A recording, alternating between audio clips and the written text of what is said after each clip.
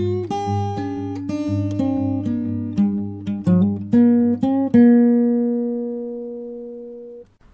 va voir dans cette vidéo l'algorithme de tri par insertion dans un tableau. Donc on considère un tableau de taille n, les indices vont de 0 jusqu'à n-1, et imaginons qu'à un instant donné, on ait déjà trié le début du tableau. Donc imaginons qu'entre les indices 0 jusqu'à i-1, le tableau soit déjà trié. Par exemple, avec i égale 2 ici, on suppose que de 0 à 1, 8 est bien plus petit que 15, le tableau est déjà trié. On va faire une opération maintenant qui va nous trier le tableau pour i égale 3, de 0 jusqu'à 2 inclus. Donc ce qu'on fait, c'est qu'on considère l'élément ici qui est en position d'indice 2, et puis l'élément qui est à la position d'indice i, donc on va l'insérer à sa bonne position entre les éléments du début du tableau, et donc on va insérer ici 12 entre le 8 et le 15. Donc il va falloir en quelque sorte décaler le 15 pour pouvoir mettre le 12, parce qu'on est dans un tableau, et un tableau ça a une structure rigide. On ne peut pas faire des insertions sans décaler les choses à l'intérieur.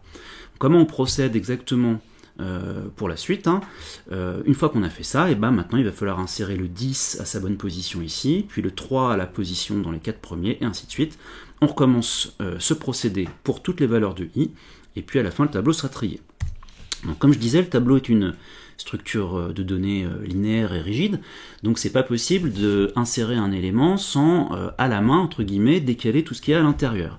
Donc imaginons qu'on en soit à i égale 3, on a un tableau et on veut insérer ici la valeur 19 à sa bonne position, c'est-à-dire ici entre le 13 et le 21.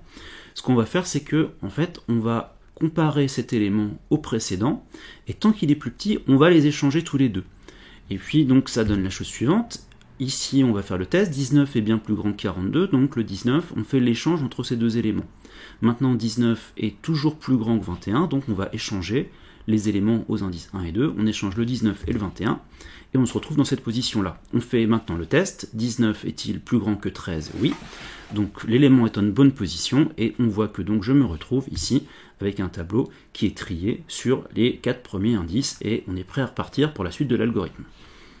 Le code en Python de ce tri par insertion, on va parcourir donc le tableau pour i, donc de 1 jusqu'à la fin. Alors c'est pas la peine de commencer à 0, parce que le premier élément, quand il est tout seul, il est trié avec lui-même en quelque sorte.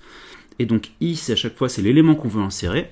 On va insérer tab de i, et puis on va garder en mémoire ici la position de cet élément au fur et à mesure qu'on fait reculer dans le tableau.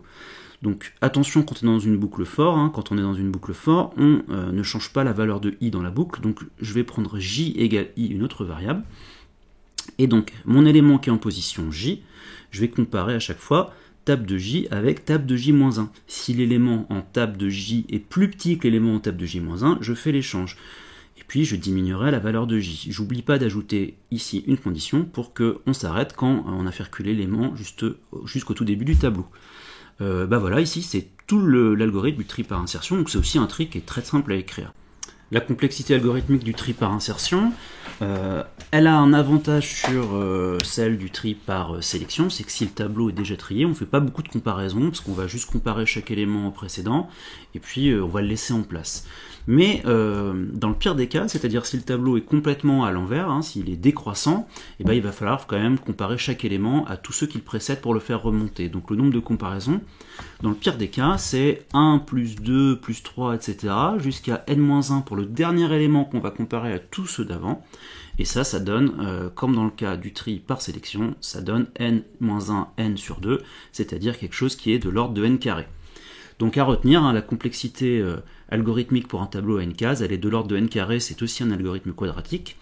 Il est simple à écrire et il est un peu plus efficace dans les cas favorables que le tri par sélection, mais en fait il n'est pas très efficace dans les mauvais cas, et on verra qu'il y a des algorithmes de tri qui sont beaucoup plus efficaces que ça. Voilà, je vous remercie et c'est tout pour cette vidéo.